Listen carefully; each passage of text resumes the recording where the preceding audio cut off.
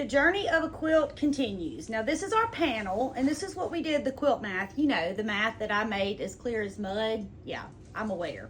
I tried, and as I explained, and then I just kept talking, I thought, Tammy, this is not getting any better. But I tried. I promise I tried. So I have sewn all my patchwork together and have sewn it to the panel except for the top. We're going to sew that together. So we sewed, and by we, I mean me, you, and the mouse in my pocket. Sewed all our patchwork squares together, sewed them on the sides of our panel. We put them on both sides and then across the bottom. And now we're going to do them across the top. And 12, 13. So we're going to have 2 rows of 13. That's what we need because we want it to match the bottom. So we're going to make 2 rows of 13 to match the top. But I'm just like y'all. The hardest part is deciding where my fabric goes. And I normally don't worry about that too much. But because it's meeting up with these fabrics, I'm not even sure y'all can see that. But my rows will meet with these fabrics. And then with these fabrics, I do want to make sure that they don't meet with the same exact fabric, or try to anyway.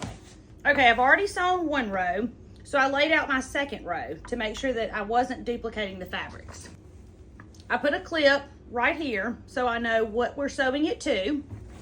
After we sew these 2 rows together, I put a clip right here to know that that's the end of the row.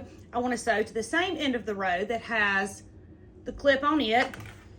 And then I put a clip right here that shows me that this is this end of the row. So I'm going to sew it together, and then we're going to sew these 2 rows together, and then we're going to sew it onto our panel. Now this row has to be 13 squares long because that's how long that row is. That's how long the 2 rows are that are on the top of the bottom of our panel quilt. So I have 13 squares here. I'm going to start by taking my top square. I'm going to leave my clip on. I'm going to fold it over pretty side to pretty side, just like this. I'm going to sew down this side, straight stitch, 1/4 inch seam, back stitching when I start and when I stop, because my grandma said so. Okay, we've done that. So now we're going to open it up, and this is what we have. Now, because I have this clip right here, I know that's the end of my row that I'm going to sew my next block to this side.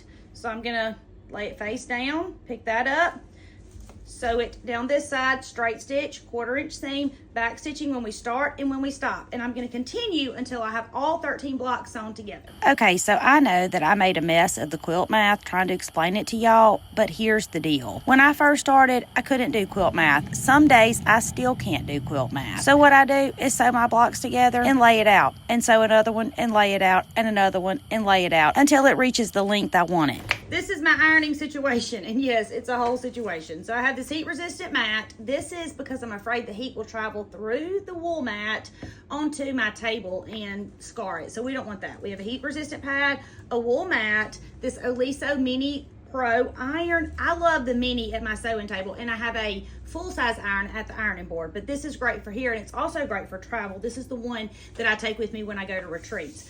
All of this is linked in my Walmart and Amazon storefronts if you're looking for them.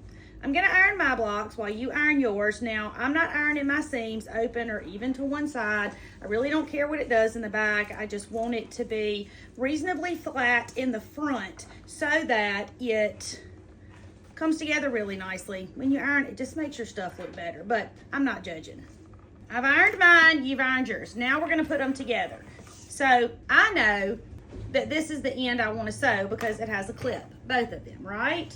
So I'm going to put one on top of the other. I'm going to leave my clips on so that I know which end I'm sewing to the other part of the quilt, and I'm going to meet up my first seam. So as I go, I'm going to pinch, pleat, or pull, whatever I have to do to make the seams match, because if it gets off here, nobody notices a little pinch or pleat or pull, but if you get it off here, by the time you get to the bottom of your row, you have one row that's 1 inch, 2 inches, 4 inches shorter than the other one, and we do not want that.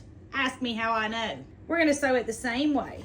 Straight stitch, 1/4 inch seam, back stitching when we start and when we stop, because my grandma said so. Panel quilts are hard to do patchwork on, to me, because it's hard to get your pieces to be the same size as your panel. I just sewed my pieces together, and when they were close enough, then I trimmed the panel down until it was the size that I needed it. But you could always do half of a block if you couldn't get it the exact size that you wanted it. Okay, so when I'm sewing it back to my quilt. I'm opening it up and I'm finding my clip. Here's my clip. And then I'm gonna find the end with the clips on these 2 rows. You see these?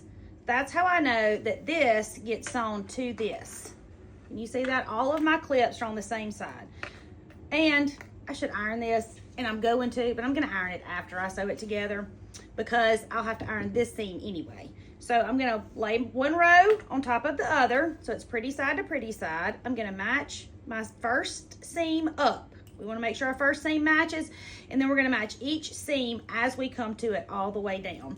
We're going to straight stitch it, back stitching when we start and when we stop. And y'all, somebody said, I'm sorry you were terrorized. I was not terrorized or traumatized by my grandmother's insistence to back stitch, but I did it because she told me to, but I didn't know why I was doing it. And I'm telling y'all that it will make all of your stuff stay together. It just creates like a Z in your fabric so the thread doesn't pull out, and if you don't back stitch, there's no knot there, and so the thread will just pull out. So back stitch because my grandma said so, or because I said so, or just because you think it's a good idea, but backstitch. I'm having the absolute best time creating all of the projects from this precious fabric. And more than creating these, I can't wait to see the ones that y'all create because I already know they're going to be amazing. And you're going to give me ideas that never occurred to me. So the next thing we need to do is measure it, add 4 inches all the way around because that's what Missouri Star says they like, although I'm going to add 8 inches because I want to be sure they have enough. We're going to package it up and we're going to ship it off to be quilted. The journey of a quilt continues. My name is Tammy. I'm your favorite sewing teacher, and I would love for you to come sew with me.